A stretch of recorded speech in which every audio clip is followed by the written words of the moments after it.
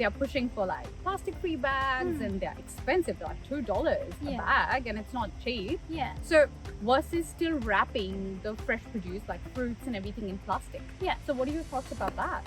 So if you are sustainable in that spot, in that stage, in that manner, it's better to say that, okay, we are trying to be sustainable in this way, and this way, but maybe in other ways, in other spots of the business, we are still working on it.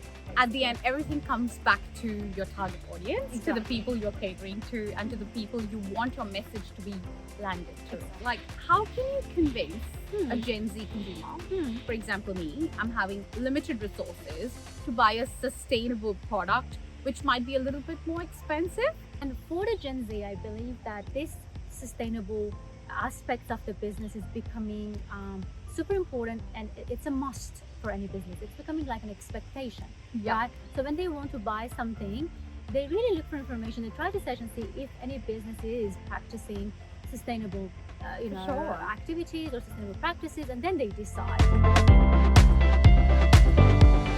Hello everyone, welcome to the 5th episode of Charcha by Mithali, and today we are going to talk about sustainable marketing. Back in my international marketing class, one topic that always sparked the biggest conversations was sustainability. It's no longer a buzzword, it's becoming essential in how brands operate and communicate. I chose this topic because sustainable marketing sits at a sweet spot between doing good and doing good business. It's where creativity meets responsibility, and in a world full of ads, the brands telling authentic, eco-friendly stories stand out and the fakers get called out really quick.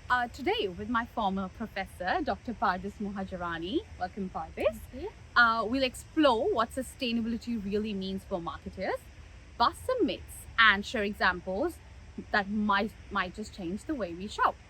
So introducing Dr. Pardis Mohajerani to all of viewers. Dr. Pardis is my former professor of international marketing, and she's currently the course director of Master of Commerce at MQUini University. And I'm so glad to have you here in my podcast, Pardis. Thank you. And she's got teaching experience of more than 15 years now. And I really adore the way she teaches marketing, especially sustainable marketing. The way she gives examples in class with everything is really inspiring, and I love that about you. Thank you, so Pardis. much. How have you been? Good. Thank you so much for inviting me, Michelle, to your podcast, and it's great to be able to have a good chat with your viewers as well. Yeah, amazing. So let's dive in the conversation. Yeah, absolutely. Let's go. Amazing. So Pardis, our first question for you would be, what is sustainable marketing? And what is one example that you would give that made you go, wow, that's clever?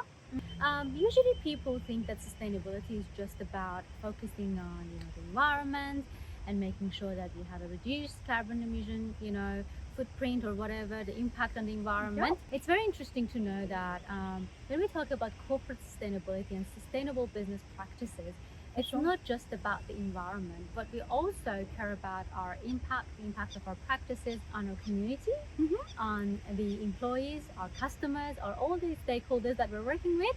And also we care about the profit making as well. How would be the impact of our business practices on our the profitability, because in order for a business to survive, everyone knows that we need to obviously make a profit. So For sure. having this balance between your impact on the community, including all the stakeholders, the customers, employees, and everyone, and also your the economic situation of your company would be very essential when we talk about corporate sustainability. That would include the marketing activities as well, obviously. So all the strategies that we make, including your your product strategies, your communication strategies, your distribution strategies, they all need to, and also pricing, they also need to be in line with the sustainable practices, which they are very specific in terms of the product strategies. Obviously would come to the packaging, your supply chain and everything, and so on. So I can go on and on about it as well, but specifically we can talk about all those tiny things that we do in the business, basically. So since we're right now in the MQUini campus, the beautiful campus out here. Exactly. And in a very good weather. Yeah. I would like to refer back to the sustainable practices that MQUini University That's amazing. nowadays are doing. And well, I have noticed some of them. I'm sure there are more Yeah. than that. So from the environmental aspect of it, just being in this campus with lots of activities that we do for our students, and the interactive activities that students do is going, and employees, is going to affect their mental health, which is one of the sustainability aspects of taking care of your employees and your other stakeholders, such as your students as For well. longer terms, Yeah. and making the future generations survive Survive as as well. well, and Yeah. feeling good, the quality of life. That's part of the sustainability practices that any Yeah. business needs to think about. Also, I'm not sure if you have noticed, but we do have this refuel, spots, the booth yes. on the campus as well. Yeah. That's part of the Sustainable sustainable practices. They are very heavily involved in saving energy as well, working on saving energy through the solars and such that. So even though so other activities that we do on campus, there are so many tiny things that we can notice, like even if we go to a restroom, for example, for waste reduction, we do use different strategies. So it was very interesting for me to see that in a place that I'm working in, actually there are so many specific and tiny things that people might not notice, but are actually in line with the UN development goals Yeah. and in line with the sustainable practices that any business needs sure. to be involved in. Yeah, for sure. And obviously it's about how the university is putting that in front of the people, and that's where marketing comes in. Yeah. One of the examples that I thought was really clever was Patagonia's "Don't Buy This Jacket" campaign. Nice. It was really interesting to see how a brand is making such a bold move, and they don't they are getting the people to think twice before buying the jacket. And it was a great marketing strategy, and people were really impressed with Patagonia's practices. Yeah. So I think that was really clever as well. Yeah, absolutely. Amazing. And can I add something Yeah, here, for Mitali, sure. as well? So sometimes people might confuse the corporate sustainability with the CSR as well. So there are some similarities between Of them, course, but at the same time there are some differences. So with the CSR, obviously they try to do some ethical practices, but usually they are not that long term. Yep. And sometimes they are just one-off practices, and there are some additional practices to the normal practices of the business. Yep. But when we talk about the corporate sustainability, it is being embedded into all the activities that a business does. That's why I'm saying those tiny things, tiny practices, they matter, and they are being embedded in all the activities, processes, the procedures that any business does. That's a huge difference between corporate sustainability and the CSR, which can be temporarily done, or it can be just a one-off, or it can be just an additional thing that the business does to maybe one purpose could be increasing the reputation and so on. Oh yeah, wonderful. Thank you for that one, Pardis. Pleasure. The next question I have for you is, can a brand be sustainable in its marketing, even if its products aren't fully sustainable? Is that possible? To some extent, yes. So there is a scale. Like we have the full sustainability and partial sustainability. So sometimes businesses can afford to be fully sustainable. So they try to, as I said, embed the sustainability and sustainable culture into all the practices and steps that they take in day-to-day activities. But sometimes as a business, you might not have, especially if you're a small business, you might not be able to afford to embed it fully. But it's important, I believe, to be transparent about it. For sure. So when you're dealing with your customers, when you're sending them a message, when you're communicating with them, I think the transparency and authenticity is more important than maybe at some points is more important than being fully sustainable. Or in other words, if you are not fully sustainable, you don't need to claim that. Maybe you can just maybe say, I mean, in these aspects we're trying to be sustainable, and we're and maybe not full. And not maybe full. So my next question following that would be, we hear the words eco-friendly, green, sustainable all the time. We want to understand what's the real difference between real sustainability and just slapping like a green leaf on packaging. Like Coles, the grocery store here, they are pushing for like plastic-free bags, and they're expensive. They're like $2 a Yeah. bag, and it's not cheap. Yeah. So versus still wrapping the fresh produce like fruits and everything in plastic. Yeah. So what are your thoughts about that? Well, I believe again that goes back to the transparency. At the same time, being able to provide those measurable impacts and evidence Yeah. to your customers is super important. So if you are sustainable in that spot, in that stage, in that manner, it's better to say that okay, we are trying to be sustainable in this way, and this way, but maybe in other ways, in other spots of the business, we are still working on it. For sure. So, but then if you are being sustainable, you should be able to track the effect and the impact of your practices, monitor the progress, and then be able to reflect on it and then go back to your customers and say, see, because of these business practices, that's the impact. That's how we have been successful in reducing the waste. Maybe we have been, been successful in reducing the carbon emission footprint in the world, and so on. So, or helping our employees to feel better in the work environment. So all of these, we need to be able to communicate that. That actually brings us to a very interesting question. So if there's a small business with a very limited budget, how can you make marketing sustainability without feeling like a gimmick? And what's one marketing channel that you think, whether it's social media, packaging, or events, where sustainability messages land really good? So, so to answer to the first question, yes, it is possible for small businesses to be sustainable. To the level that they can be. So as we know that maybe since they are small businesses, maybe they cannot afford, especially initially, to invest that much on sustainability, but it is possible to do that. For example, in terms of their packaging, maybe they can look at their supply chain and see where are those spots that we can make the change, right?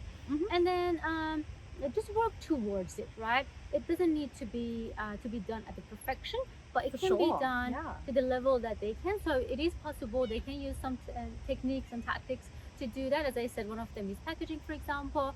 They can look at their, as I said, their supply chain and see, can they, for example, use their local producers, the local suppliers, and maybe communicate that to their customers. So yes, there are possibilities around that as well.